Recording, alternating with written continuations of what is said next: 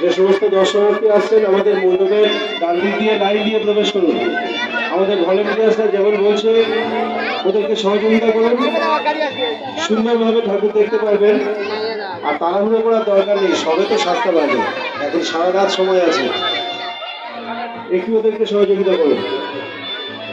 আপনারা জানেন প্রতি বছর আসেন, আমাদের ছোট্ট জায়গা, তো আপনাদের সহযোগিতা না থাকলে আমরা কিভাবে জন্য একটু সহযোগিতা করুন ওদেরকে, লাইন দিয়ে ধীরে ধীরে সবাই প্রবেশ করুন।